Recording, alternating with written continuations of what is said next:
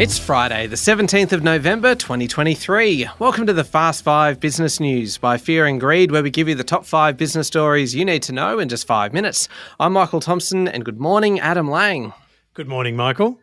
Adam, 5 big stories to get through in 5 minutes, so we better get cracking. Story number 1, there was a surge in people employed last month, but that didn't stop the unemployment rate edging up to 3.7%, with the number of people participating in the workforce hitting a record high.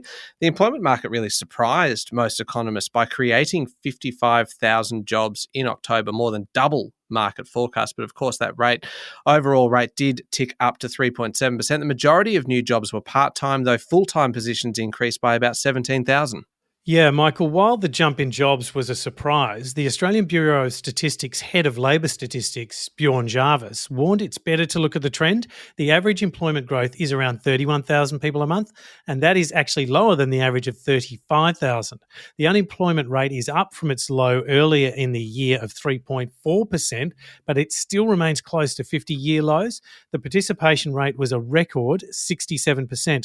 Treasurer Jim Chalmers claimed a win, saying more jobs have been created under the Albanese government than any other first-term government in Australia's history, and that number is 620,000. As we mentioned, Adam, it is a surprise, obviously, that there were so many jobs created. Just quickly, what does it mean for interest rates? It might support the case for another rate hike, but it isn't that simple. The strong employment figures continue to run contrary to the leading indicators of job growth being a lagging indicator. That means they are one of the last things to turn. Yesterday, economists said employment growth will likely slow and the unemployment rate will keep creeping up, with the unemployment rate likely to be between 4 and 4.5% in the middle of next year. All right, on to story number 2. The federal government has axed 50 road and rail projects across the country to save $7 billion, which theoretically will be saved and used to pay for cost blowouts elsewhere. Infrastructure Minister Catherine King yesterday also said delivery times on some existing projects will face major delays. She was speaking after releasing the Albanese government's official response to the 90-day infrastructure review that she commissioned way back in May. Yes, Michael, and that review recommended 82 projects be cut from the 10-year $80 billion infrastructure investment program because they did not represent value for money. New South Wales was the hardest hit, losing 17 projects. Victoria followed with 12 projects losing federal funding, while Queensland lost 9 projects. The review found there has been $32.8 billion worth of cost blowouts in the existing $80 billion 10-year infrastructure investment program, and $14.2 billion worth were on projects that had not even begun construction. How about this one, Adam? Story number 3. The Albanese government is to undertake a 6-month trial of Microsoft's desktop artificial intelligence software suite with the aim of lifting public sector productivity and innovation. Yes, Michael, artificial intelligence is now reaching into the public service. The trial was announced yesterday after Prime Minister Anthony Albanese met Microsoft Chairman and CEO Satya Nadella in San Francisco on the margins of the APEC leaders meeting. According to the Financial Review, the trial of the 365 Copilot software will enable federal public servants to create Word documents as a first draft using generative AI. It will also analyse trends and create visualizations in Excel and rapidly prepare PowerPoint slides drawing on previous content. Copilot can summarise long email threads, suggest replies, and collate key discussion points from Teams video conferences. The tool can also scan hundreds of submissions and draw together the key themes. You can tell how this might come in useful. Story number 4. Adam, I love this story. McDonald's Australia has lost a court battle against Hungry Jack's over its Big Jack trademark, but won a related misleading and deceptive conduct claim against the chain after a costly 3-year bun fight, it had to be said.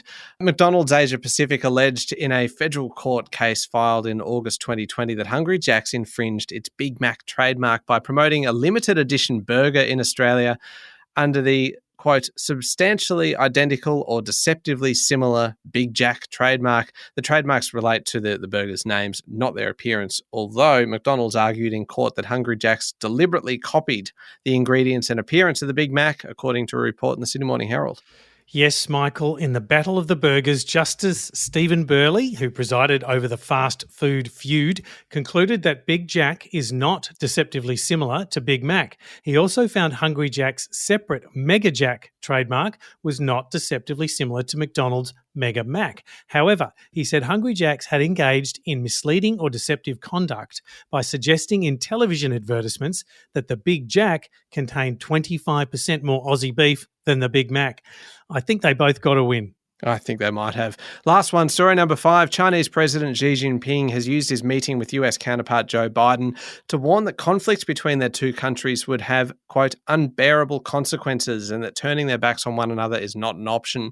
The leaders of the world's two biggest economies met on the sidelines of the APEC summit in San Francisco in a bid to stabilise the relationship between the two countries and to find common ground on issues such as fentanyl and climate change and artificial intelligence. Yes, Michael Biden told his Chinese counterpart that they had a responsibility to work together to ensure that their competition does not veer into conflict. Afterwards, Biden hailed the talks as some of the most productive he has had with Xi, describing areas of progress, including resuming military-to-military communications. He welcomed an agreement with China to counter the flow of fentanyl. But at the end of his press conference, Biden responded to one journalist asking if he still believed Xi was a dictator, which is something he said back in June. Biden said yes and described China's communist system as totally different than ours. And that got the headlines. Yeah, no surprises there. There we go, the top 5 business stories in 5 minutes. Thank you, Adam. Thank you, Michael. It is Friday, the 17th of November 2023. Remember to hit follow on the podcast. If 5 minutes isn't enough, you can find our longer daily show called Fear and Greed Business News wherever you listen to podcasts. I'm Michael Thompson, and that was the Fast 5 Business News by Fear and Greed. Have a great day.